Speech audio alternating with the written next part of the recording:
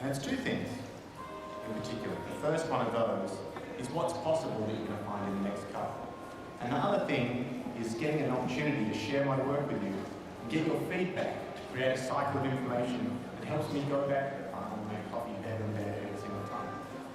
Now today's cycle started this time last year when I served a full natural coffee. I absolutely love those full natural coffees because of their fruit-forward character and the extra sweetness, but I really love the sparkling acidity and vibrancy you get out of washed coffee. So I started to think, is it possible to combine those two flavour characteristics, processing characteristics, in one coffee? Now luckily for me, I've made great friends with a producer who shares my passion and excitement for trying to do just that. And this is him here. His name's Joseph Brodsky, and he's the owner of the 90+ Geisha Estates in Panama. And earlier this year, I headed over there to do just that, create my own hybrid processing method combining both the natural and the washed. So the first thing you have to do, obviously, as you know, is head up into the trees. And I did that with this man here, Benjamin. And we picked the ripest cherries we could find so that we had the best raw material to work with to try and create the best coffee we could. At that point, I pulled it down to the farm drying patio and I left it in the cherries for the first 16 hours to try and pull forward those fruit notes and sweetness. I then took it and pulped it and fermented it for 12 hours to bring that clarity and sparkling acidity that you get from a washed coffee. We then rinsed and returned it to the drying patios. So, now for my favourite here. What does it taste like? What are we going to experience? Well, one of the flavour notes we're going to taste today is apricot. And I think that that characteristic is coming from the time that it's spent in the sherry. Another characteristic that we're going to taste is lime. And that, I think, is directly attributed to the time that we spent rinsing and fermenting. You're also going to have a silky, medium mouthfeel and an Earl Grey tea bergamot cannon finish.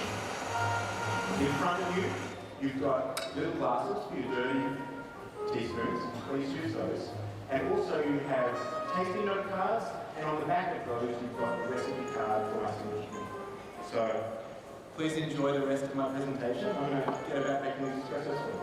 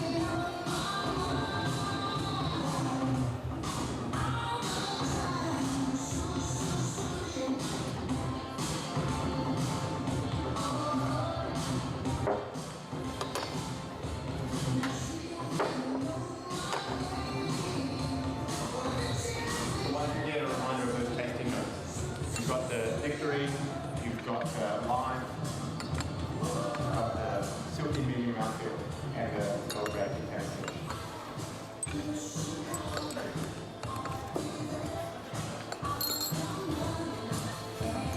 Give it up for Craig as he finishes the espresso board.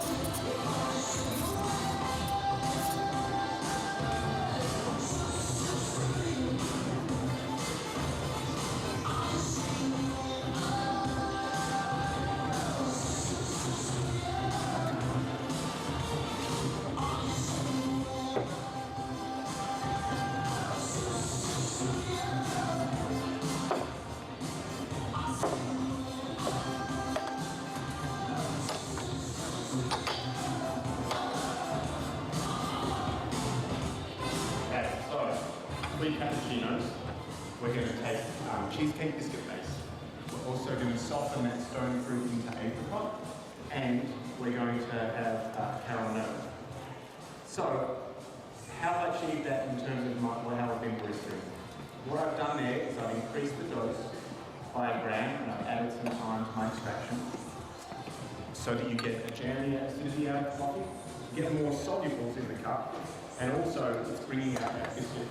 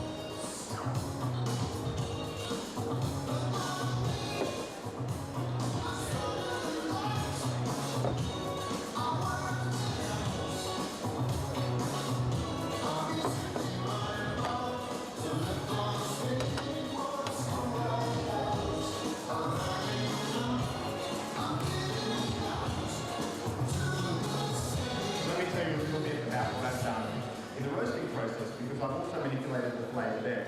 And I chose to focus on 2 areas during that roasting phase. The first one was during the colour change from straw to cinnamon, And I slowed down there because that's where all the enzymatic reactions are occurring, which allows me to get those fruit notes to be really articulate.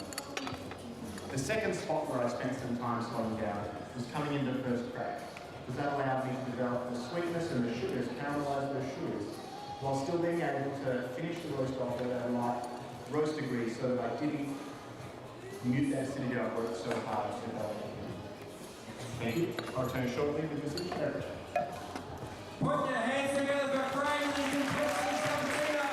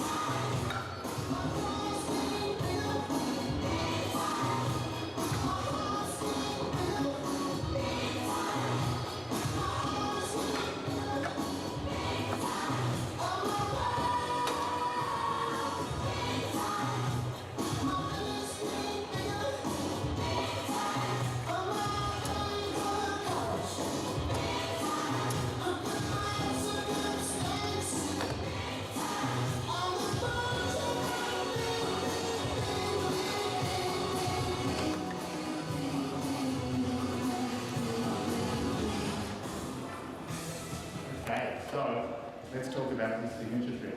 I've been manipulating the flavours of this coffee throughout its entire process so far. From the farm level, the processing, how I've roasted this coffee, how I've extracted the coffee into the machine. So I wanted to take the opportunity with my signature drink to do just the same by adding ingredients. So, I've got these 4 ingredients here for you to help manipulate that. If you turn over your cards, you've got the exact recipe of how I make these ingredients, because I want to focus on why they're in there, but that will let you make them at home if you wish to try this yourself. So, what I have here is a prune reduction and a brown sugar simple syrup. And what I wanted to do with that is I wanted to push the flavours of this coffee to where I think this coffee would taste if I experimented with extending the time that this coffee spent in the natural cherry at that processing phase. So for me, a great natural coffee has those rich red stone fruit notes and the extra sweetness, and that prune reduction in the simple syrup is going to bring that. There are of course some elements of this coffee that I absolutely love, and I wanted to bring those out a little bit more. I wanted to bring Earl Grey tea because I love that finish in the espresso. But for this Earl Grey tea reduction, I brewed it cold because that has allowed me to get a much softer, more delicate, but more complex tannin out of it because of the longer brewing time that I was able with the cold water, but without over-extracting the extra bitterness. It also brings a much greater viscosity to this drink because of that extra time. The last element is the mineral water. The mineral water brings a sparkling clarity to this drink, just like the washing process does, and it also works as a wonderful bridge for the flavours that I'm adding to the espresso. So, the espresso first to build this drink. Now the espresso, I've chosen to return to my original extraction dose and time, because I feel that's where this coffee best expresses itself. To that, I'm adding 6 ml of the prune reduction. I'm adding 4 ml of the simple syrup. I'm adding 6 ml again of the Earl Grey tea infusion. And I'm adding 8 ml of the mineral water. Now I've heated up the prune reduction because that heat is going to bring out that aromats of this beverage, and that's why I'm serving it to you in these balloons. In your first mouthful, I'm going to ask you to get your nose in there and have a good smell.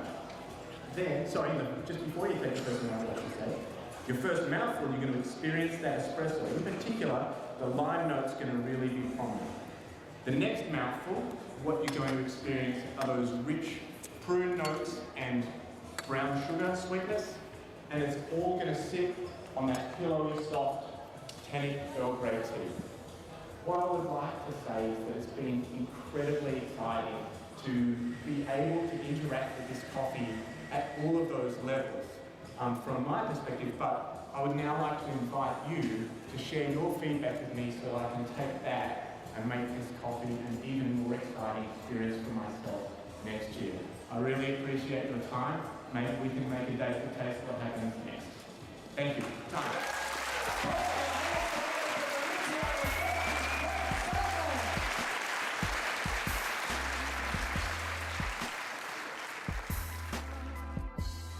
In second place for the Australian Barista Championships for 2014, we have Mr. Matt Perger.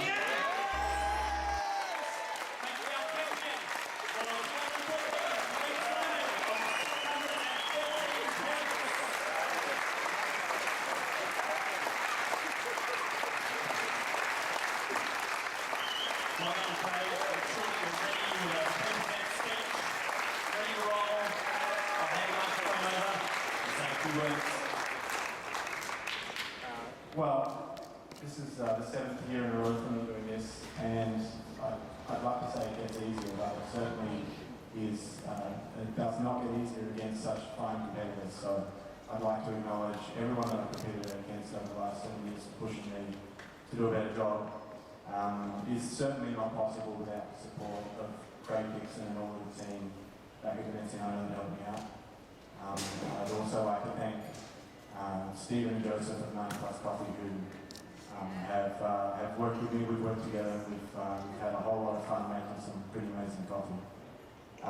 And I'd also like to, he's not here at the moment, I'd like to acknowledge a good mate of mine. We built cars together, and about 4 days before the Victorian competition, he told me that he had second stage brain cancer. So it's been a bit of a challenging run, but this one's for you, Pete. Thanks.